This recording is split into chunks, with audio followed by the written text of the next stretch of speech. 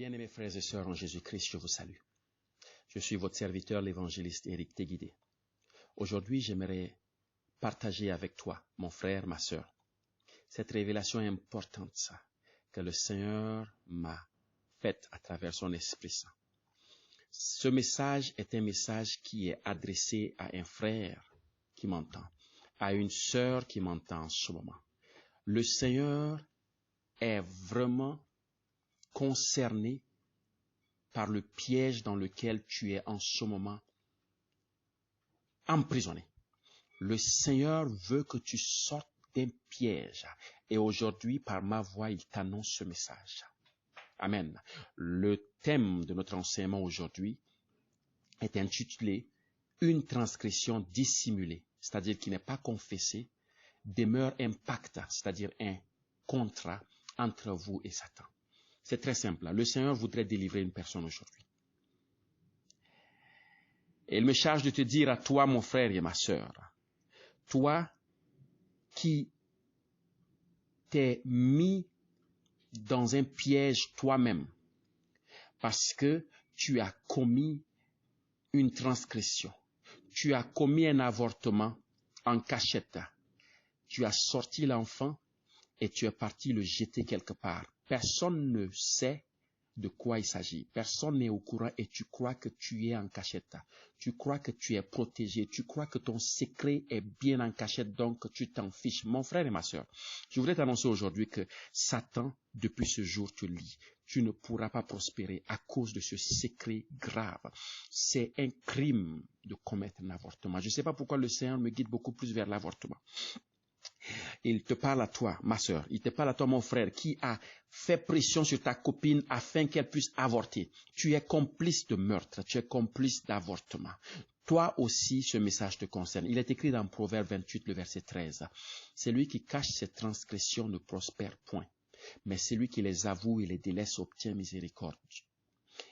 Amen. Proverbe 28, verset 13. Ce qui signifie quoi? Si tu as une transgression, quelque part, que tu as commise et que tu as caché. Tu roulais en voiture, tu as tamponné quelqu'un, tu ne sais pas si cette personne est morte, mais tu as fui. Tu as disparu et tu te dis c'est un secret qui est bien gardé. Personne ne saura jamais ce qui s'est passé. Mon frère et ma sœur, tu es enchaîné. Tu es enchaîné. Tu ne pourras pas prospérer parce que tu as signé un pacte avec Satan. Un pacte de non-divulgation. Ça veut dire que tant que ton secret est gardé, tu es soumis à la volonté de Satan. Amen. C'est lui qui les avoue et les délaisse obtient miséricorde. Ça veut dire que c'est lui qui finit par avouer, c'est lui qui finit par confesser ce péché caché, obtient miséricorde et sera libéré des chaînes de Satan.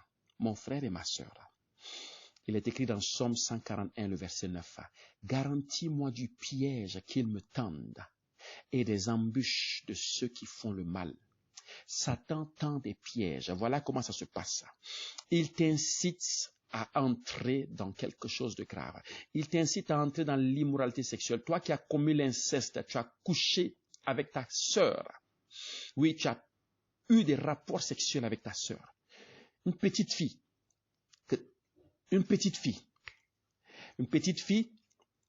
et elle ne comprend pas ce qui s'est passé. Et cela est gardé un secret. Mon frère et ma sœur, cela va te suivre jusqu'à la fin de ta vie. Tant que tu ne vas pas te libérer, tant que tu ne vas pas confesser cela, cela va te suivre. Toi, tu as détourné une grande somme de ton entreprise, là où tu travailles. Tu as détourné une somme importante et tu as essayé de nettoyer les traces et tu crois que personne ne sait cela. Mais le Seigneur t'a vu, Satan t'a vu et ce jour tu as signé un contrat de non-divulgation avec Satan. Et Satan te bloque depuis ce jour. Tout ce que tu fais échoue. Tu essaies de faire n'importe quoi, ça échoue. Dans ton foyer, ça ne marche plus. Mon frère et ma sœur, tu es bloqué et Dieu s'inquiète pour toi en ce moment. Il te dit, sors de ce secret. Sors de ce pacte, sors de ce contrat. Alléluia. Amen. Il est écrit dans 2 Timothée 2, verset 26, et que revenu à leur bon sens, ils se dégageront des pièges du diable qui s'est emparé d'eux pour les soumettre à sa volonté. Mon frère et ma sœur, je voudrais t'annoncer aujourd'hui qu'à partir du moment où tu es entré dans ce piège que Satan a tendu, il te dit non, c'est pas grave, t'inquiète pas. Si tu dis cela, les gens vont entendre cela, les gens vont écouter et qu'est-ce que les gens vont penser de toi? Mon frère et ma sœur, il est temps. Ton Père Céleste, l'Éternel des armées, le Seigneur Jésus-Christ te dit aujourd'hui, dis-toi, je m'en fiche de ce que les gens vont penser. Je préfère être en paix avec Dieu. Et pour cela, je dois faire cela. Quelles que soient les conséquences, je dois confesser. Je dois parler à un serviteur de Dieu. Et là, je m'en vais vous dire, confesser signifie avouer. On ne confesse pas à Dieu. Si tu as commis un avortement, tu as tué un enfant dans un avortement, tu l'as caché quelque part. C'est un secret entre toi et Satan. Dieu t'a vu le jour où tu faisais cela. Mon frère et ma sœur, le fait de venir dans la chambre dire, Seigneur, je reconnais cet avortement que j'ai commis là, je te demande pardon. Tu ne confesses pas à Dieu. Dieu sait cela. Le Seigneur te pousse à aller confesser à un serviteur de Dieu. Va confesser à un homme de Dieu. Va confesser à une personne, à un homme comme toi. La Bible déclare dans Jacques 5, le verset 16, « Confessez donc vos péchés les uns aux autres et priez les uns pour les autres afin que vous soyez guéris. La prière fervente du juste a une grande efficace. Amen. La prière fervente du juste a une grande efficacité. Donc, Jacques 5, verset 16 te dit quoi? Il faut confesser les uns aux autres. Pour ceux qui croient que je peux me cacher, faire quelque chose de grave, qui impacte la vie de plusieurs personnes, et que les gens ne savent pas, mais je peux venir simplement dans ma maison et me cacher dans ma chambre, dire, Seigneur, je reconnais que j'ai fait ça, je confesse que j'ai fait cela. Mon frère et ma sœur, tu n'es pas libéré. Satan te maintient. Tu es toujours sous le joug de Satan. Tu as ce contrat qui te maintient. Et chaque fois que tu vas essayer de faire quelque chose, Satan va s'interposer et va dire, ô Éternel, il n'a pas encore avoué ce qu'il a fait. Il n'a pas encore confessé. Tu ne peux pas le faire prospérer. Tu ne peux pas le faire avancer. Non, c'est pas possible. Satan t'accuse depuis ce jour à cause de ce péché. C'est commis il y a plusieurs années. Tu te dis, ça fait plusieurs années, personne ne sait cela. Mon frère et ma sœur, aujourd'hui, l'Éternel te parle directement. Il te dit, toi, mon fils, toi, ma fille, va trouver un serviteur de Dieu. Confesse ce péché afin que je te fasse prospérer. Confesse cette transgression parce que tant que tu demeures dans cette transgression, tu demeures soumise ou soumis à Satan. Satan t'accuse tous les jours devant moi. Et à cause de cela, mes bénédictions dans ta vie sont bloquées. Je veux que tu prospères. Je veux que tu prospères. Et à cause de cela, aujourd'hui même, débarrasse-toi de ces chaînes. Sors de ce contrat avec Satan. Et dis-toi, non, c'est fini. Aujourd'hui, je m'en fiche de ce qui va arriver. La Bible déclare dans Matthieu 10, verset 28. Ne craignez pas les hommes. Ne craignez pas ceux qui peuvent faire l'autre là, qui peuvent affecter le corps et non l'âme. Mais il faut craindre celui qui peut faire périr le corps et l'âme en enfer. Vous avez peur des hommes, mais en ayant peur des hommes, vous désobéissez à Dieu. Vous avez peur de ce que les hommes vont penser et vous désobéissez à Dieu. Vous croyez que Dieu, c'est facile, c'est mieux, n'est-ce pas, d'être en problème avec Dieu que d'être en problème avec les hommes, mon frère et ma sœur. La Bible te dit, attention! Ne tombe pas entre les mains de l'Éternel, les amis, parce que si lui te déchire, personne ne peut te délivrer. Mais un homme te déchirera, le Seigneur pourra te délivrer. Satan peut te déchirer, le Seigneur pourra te délivrer. Donc, il faut être en paix avec Jésus. Il faut être en paix avec l'Éternel des armées.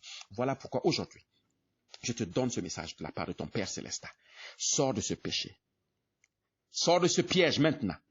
Rapidement, va trouver quelqu'un. Va toucher au nom de Jésus-Christ. Libère-toi de ce péché maintenant. Au nom puissant de Jésus-Christ. Va parler à un serviteur de Dieu. Va trouver un homme de Dieu et libère-toi de ce secret au nom puissant de Jésus. Afin que Satan n'ait plus une occasion de t'accuser. Afin que Satan n'ait plus une occasion, n'est-ce pas, de te maintenir, n'est-ce pas, sous son influence, sous sa volonté et que les bénédictions de Dieu dans ta vie soient bloquées. Amen. Pour finir, je veux te donner cette petite histoire. Il y avait une histoire de deux frères. Deux frères, n'est-ce pas, dont l'un a assisté au secret, à un secret de son frère. Ça veut dire que, supposons, un s'appelle Jacques et l'autre s'appelle Paul. Donc, Jacques a accidentellement tué le canard que son père élevait, un des canards que son père élevait. Et donc, il avait peur de la réaction de son père. Il se disait, si son père apprenait cela, son père allait le détruire. Donc, qu'est-ce qu'il faut faire? Il est parti rapidement cacher le canard. Mais là, Paul l'a découvert. Paul a vu comment Jacques était en train de cacher le canard. Et Jacques a dit, s'il te plaît, ne dis jamais à mon père. Et Paul a dit, ne t'inquiète pas, ton secret sera bien gardé. Et qu'est-ce qui se passe? Ce secret est devenu le piège de Jacques.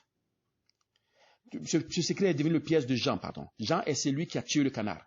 Et Paul est son frère qui utilise ce secret contre lui. Chaque fois qu'on leur donnait à manger, Paul disait à Jean, donne-moi ta part. Et si Jean disait, non, mais tu as eu ta part, il dit, attention, rappelle, souviens-toi du canard. Et Jean étaient obligés de donner la part à Paul. Prochainement, s'il y avait quelque chose à partager, un jouet qu'on donnait à chaque personne, Paul va dire à Jean, donne-moi ton jouet. Si Jean dit, non, s'il te plaît, tu as déjà ta part de jouet, dit, souviens-toi du canard. Et Paul et Jean étaient obligés de donner son jouet à Paul. Et ainsi, Jean était en train de dépérir. Jean était en train de dépérir chaque jour. Et Paul continuait à s'engraisser. Amen. Jusqu'à ce qu'un jour, Jean dit, j'en ai marre. J'en ai marre, je vais aller parler à mon père. S'il me tue, tant pis. Il est parti, il a avoué à son père. Il dit, ça fait presque 3 mois que Paul est en train de me harceler. De me harceler à cause de ce que j'ai fait. Moi, j'ai tué ton canard, papa, et je te demande pardon. Son père dit, mais pourquoi tu as fait cela? Pourquoi est-ce que tu n'es pas venu me dire? J'allais te pardonner. Pourquoi est-ce que tu t'es laissé emprisonner par Paul? Pourquoi est-ce que tu t'es laissé, n'est-ce pas, manipuler par Paul? Je te pardonne aujourd'hui. Et prochainement, Paul n'était pas au courant. Jacques avait reçu, n'est-ce pas, sa part de nourriture. Et Paul lui dit, Jean, excusez-moi, donne-moi ta part de nourriture. Et Jean lui dit, je ne te donnerai pas ma part de nourriture.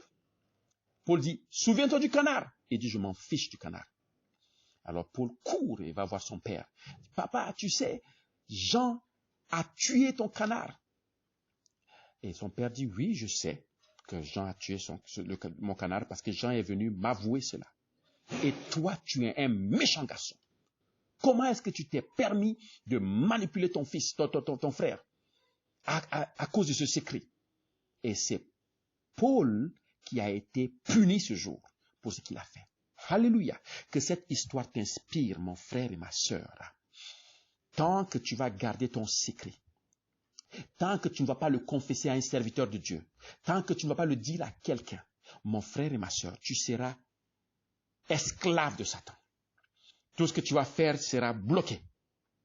Aujourd'hui, le Seigneur s'inquiète pour toi. Voilà pourquoi il me dit de te dire, libère-toi rapidement. Sors de cette chaîne. Sors de ce joug. Va rapidement trouver un serviteur de Dieu. Si tu as offensé, tu as fait quelque chose à quelqu'un directement, va trouver cette personne et dis-lui, je t'ai fait ça en cachette, je te demande pardon. Si tu as tué l'enfant de quelqu'un en cachette, va lui dire, je suis vraiment désolé, je ne sais pas ce que tu vas faire, mais je te dis la vérité parce que je préfère être en paix avec l'Éternel des armées qui peut faire périr mon âme et mon corps à la fois en enfer. Je m'en fiche de ce que les hommes vont dire de moi, mais je préfère dire la vérité et me libérer complètement afin que les bénédictions de Dieu dans ma vie commencent à couler aujourd'hui au nom puissant de Jésus-Christ. Alléluia. Je crois, mon frère et ma sœur, que tu as été béni par ce message. Partage ce message afin que ce message puisse parler à plusieurs personnes. Soyez bénis au nom de Jésus. Amen.